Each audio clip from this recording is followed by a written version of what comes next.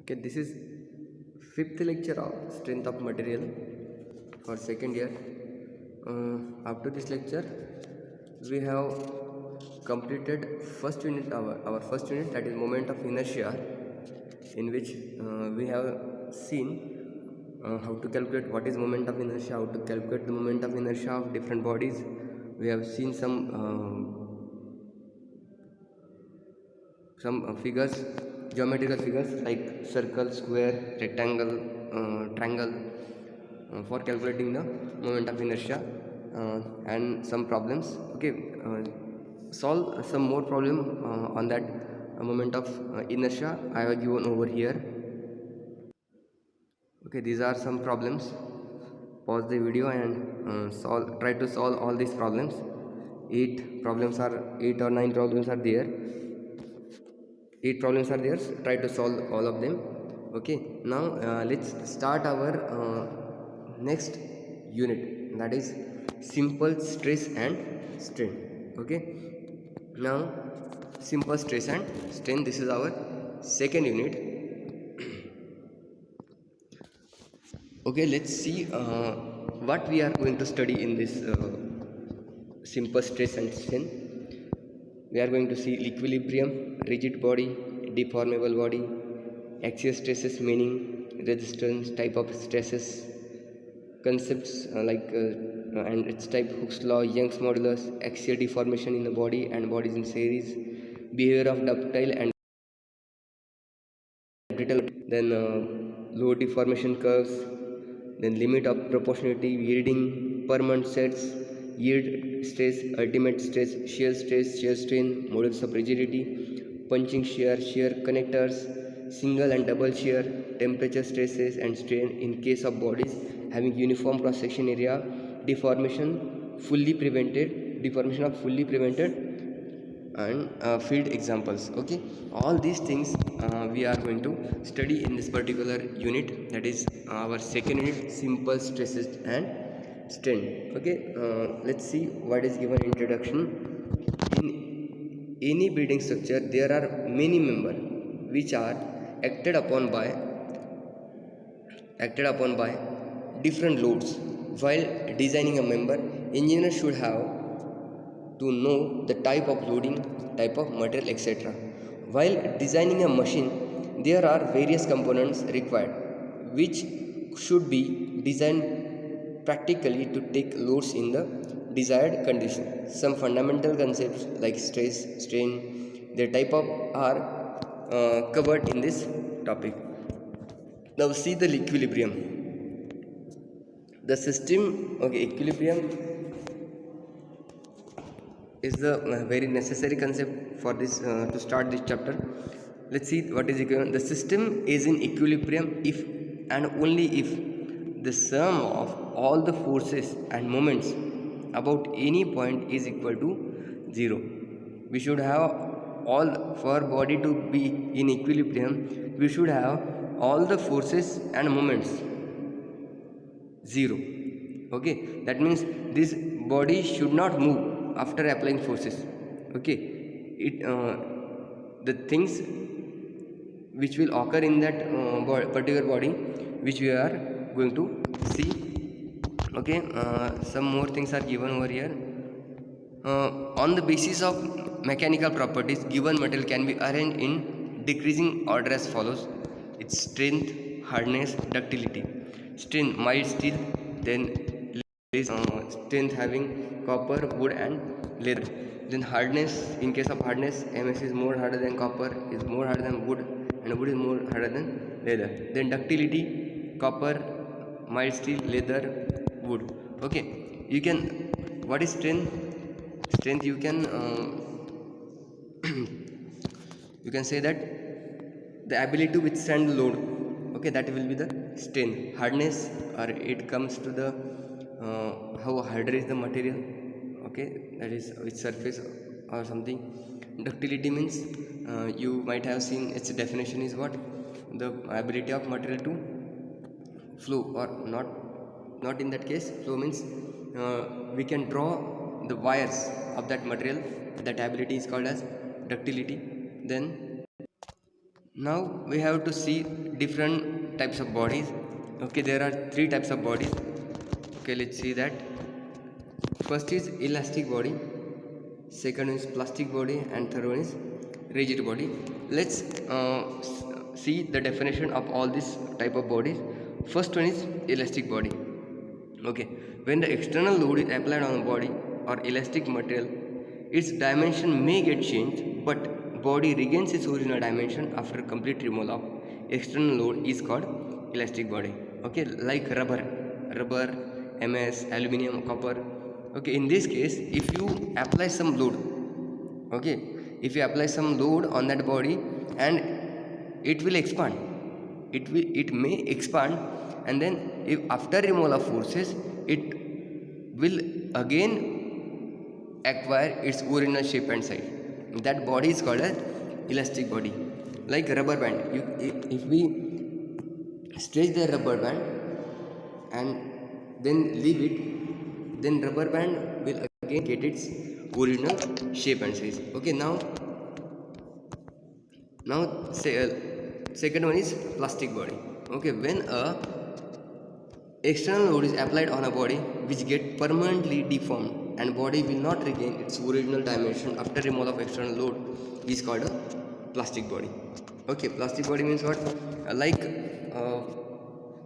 dough. Okay, if we apply, or clay, if we apply any force on the clay will get deformed. It will not regain its shape and size as it was before. Therefore these are called as plastic body. Okay, let me read again. When an external load is applied on the body which get permanently deformed and body will not gain its original dimension after removal of external load is called as plastic body. Now rigid body. Okay, for the moment of inertia, all the bodies are considered to be rigid. These are no elastic, no plastic bodies. Okay, for calculating moment of inertia, all the bodies are considered to be rigid for the previous chapter. Okay, now let's see what is rigid body. When an external load is applied to the body, it does not undergo any changes in dimension, is called as rigid body. Okay, now next definition is what is deformation. Okay, we have seen the deformation word on the above three definitions. Okay, let's see what is deformation then. When an elastic body is subject to the external force, so there will be some change in shape and size, change in dimension of body. This change in dimension of body due to the external force is called as deformation. Okay, got the deformation? Deformation is what? The change in shape and size or dimension of the body due to external applied load. That change is called as deformation. Okay, now let's see type of load. Different type of load that the members of any building or any structures are subjected. That is direct load, or any member is subjected. Direct load, that is axial load. Eccentric load, shear load. Direct load is again differentiated in two ways. One is tensile load and another is compressive load. Now let's see direct load. Okay, we have to see each one of this in brief. Direct load, eccentric load, shear load, tensile and compressive. All of this we will see in brief. Okay, what is axial or direct load? Its definition is given: when a load is acting on a body whose line of action coincide with the axis of the body is called the direct load or axial load. Okay, we can see that if let's see, if this is body or any bar of metal, if this is its axis, if this is its axis, then if the loading force is in the direction or parallel to this axis of that bar, then this type of loading is called as axial loading. Okay, then see next. Here are the figure given for axial loading. You can see over here, direct load may be tensile nature or compressive. You can see over here, P is the force which is along the axis and pulling outer. Okay, now P is tensile load, L is length, these dimensions are given. Then here is compressive stress. Okay, compressive, we had given that there are two type of loading, tensile loading. Okay, here a direct load are divided into two. Tensile load, one is compressive. In this in this figure you can see this is tensile. First figure is tensile. Okay, this is tensile and this one is compressive. The forces are compressing that metal bar. Okay, this is the first type of loading, direct loading, in which it is again divided into two parts, that is axial and tensile and compressive. Now second is eccentric loading. Okay, in eccentric loading you can see this figure. When a load is acting on the body whose line of action will not coincide with the axis of the body, there it is called as eccentric loading. You can see over here, here is the axis of this body and the load is applied here somewhere away from that axis. Okay, you can see over here load is applied. Okay, this is called as eccentric loading. Now after eccentric loading, let's see what is stress. Okay, when elastic body undergoes some load, there will be some deformation in the body. The internal resistance force offered by that body against the deformation per unit cross section area is called the stress. The definition of stress is what? The internal resistance offered by the body against the deformation force per unit cross section area is called as stress. Okay, here stress is denoted by sigma. Okay, stress is denoted by sigma. This is called as sigma. You can see over here sigma. Sigma is equals to force. Okay, this is applied force upon cross sectional area. Cross sectional area, this area is cross sectional area.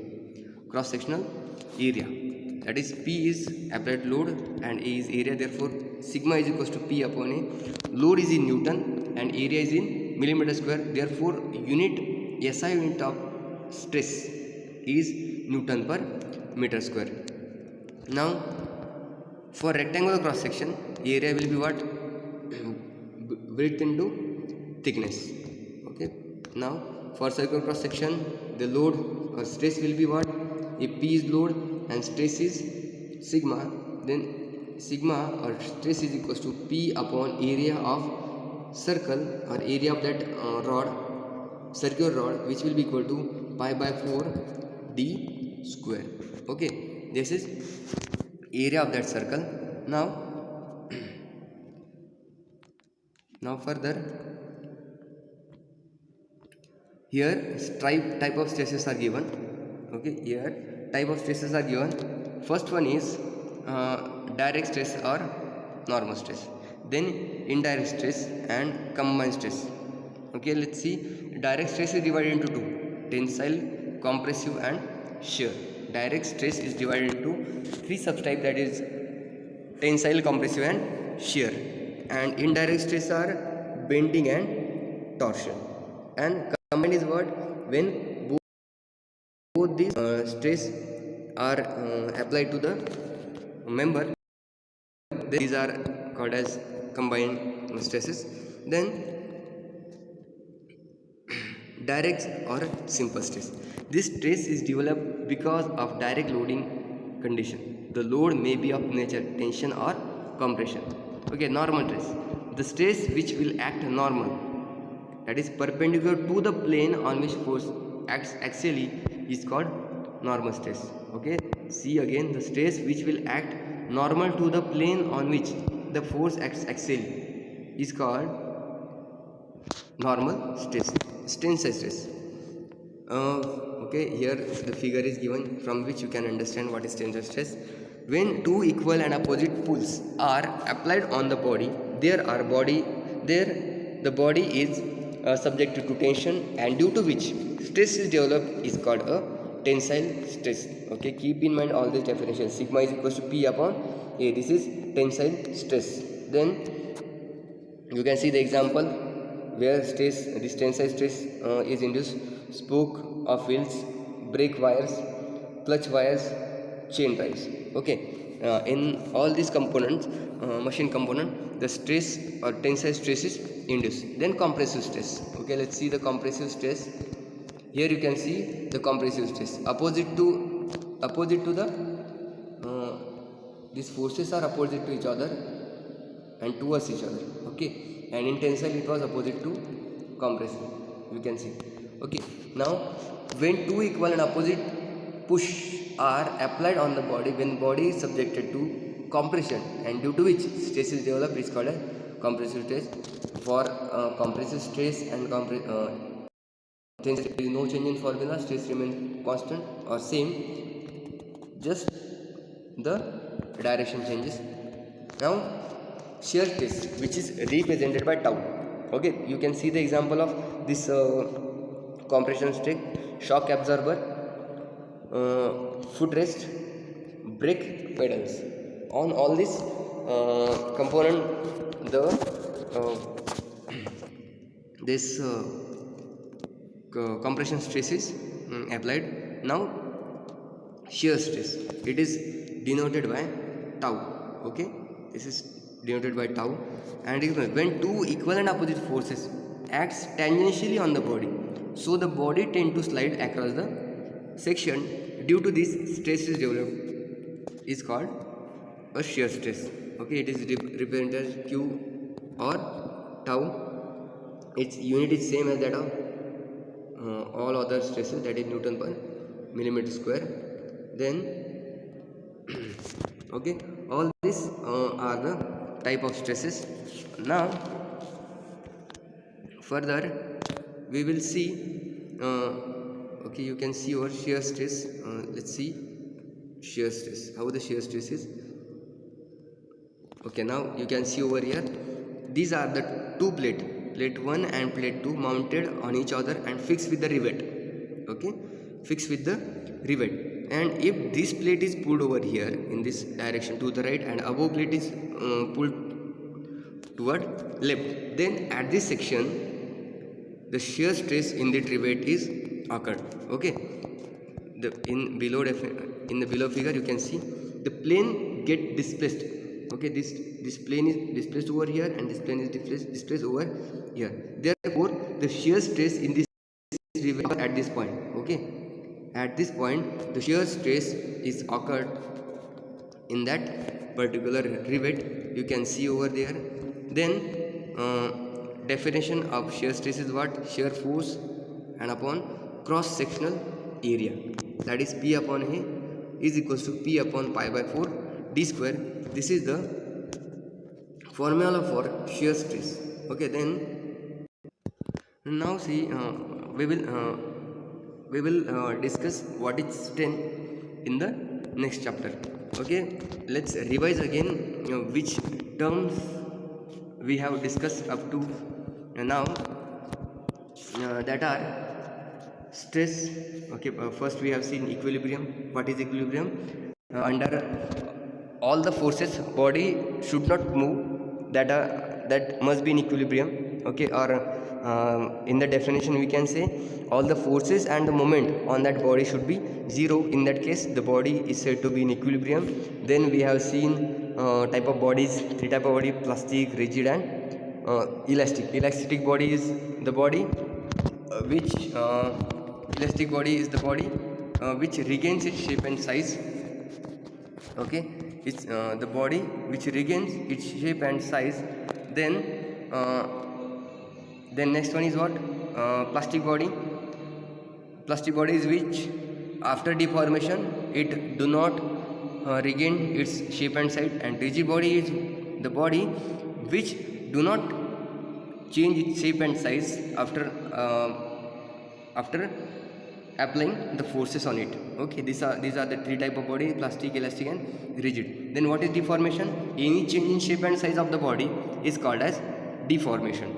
Then type of loads we have seen: direct are up to two type: tensile and compressive, eccentric and shear forces. We have seen all this figure. Then stress is what? Force per unit area. Okay, or resistance offered by the body to the external applied force per unit area. Okay, the resistance offered for the external applied force per unit area is called as stress. Then we have seen compressive stress, tensile stress, then uh, the shear stress. Now in tomorrow's lecture or in next lecture we will see the strain, what is strain and uh, how it is defined and its formula. All these parameters we will see in next lecture. Today, thank you.